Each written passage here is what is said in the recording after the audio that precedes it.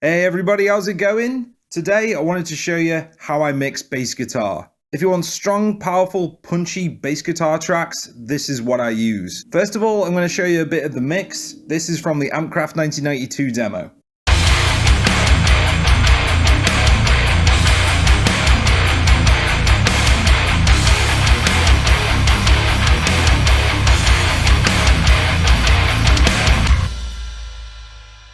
It's a very simple riff, a very simple part of the tune, and it's perfect for what I want to show you. The way I do things isn't that different to how other people do it. I do one bass track. I use a real bass. It's a Squier Jaguar bass, all stock, with both pickups on, tone all the way up. I track, once, and then I copy that performance and paste it onto another track. And both these bass tracks have different processing on them. I'll just show you the mix without the bass. So I've muted both bass tracks.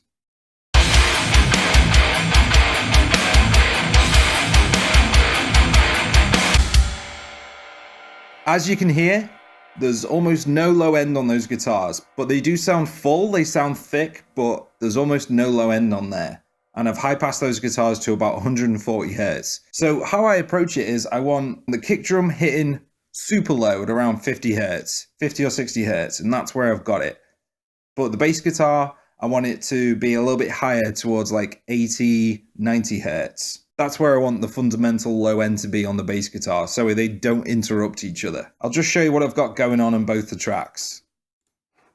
I use BOD by TSE Audio. It's a free plugin. These are my settings, quite a bit of drive, quite a bit of low end.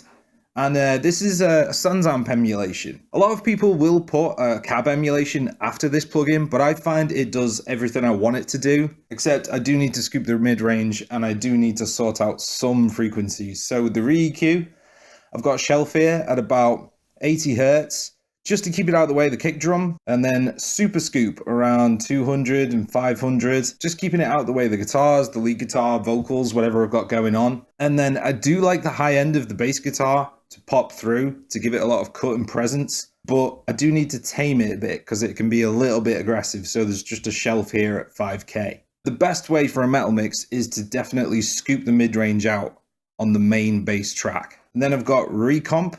I'm using the Driving Rock Bass preset. I've got the threshold set where I like it.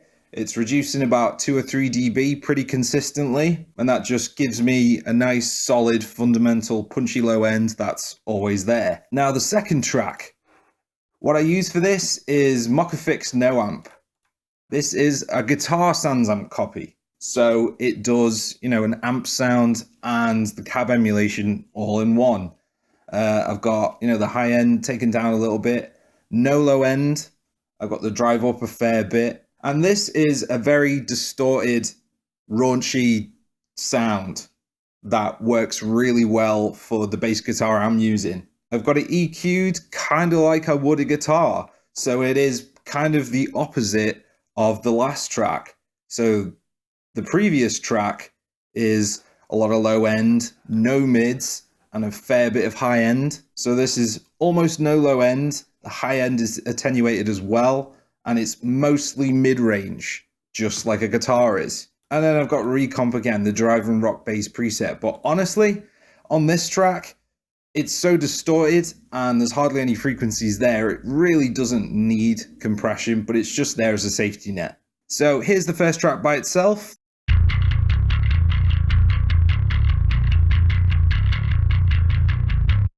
And it's doing what it's supposed to be doing. It's mostly low end and just a bit of high end, and it sounds like a bass going through an amp.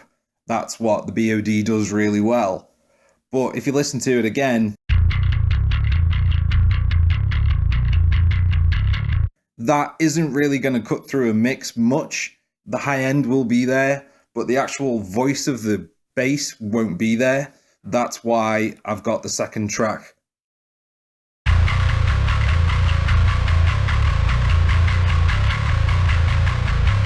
When you hear it soloed like that, it sounds like a bit of a mess, but in the mix, it really works. So I'm just going to show the whole mix, but without the second bass track. And if you listen to it, it sounds fine.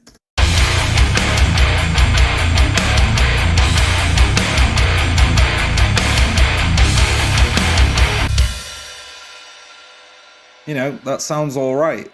But to really get the bass to cut through and growl, you know, I really like that growly sound. This is the best way to do it.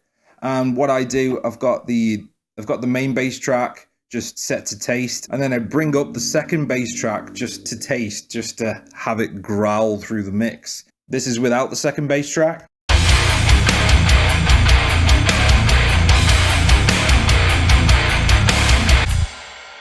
And this is with it.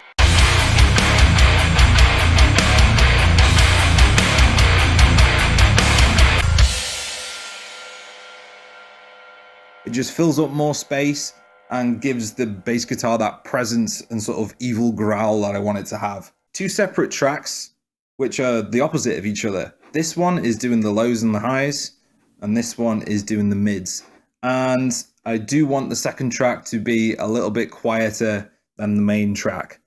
But obviously, just set the level to taste. There are a lot of plugins out there where you don't need to do this. You can just load up, you know, things like Parallax and Mammoth. You can just load up a preset and go. But these are free, so you know you can't compete with that really. I know Mockafix Noamp. This is 32-bit only, and I think it's Windows only.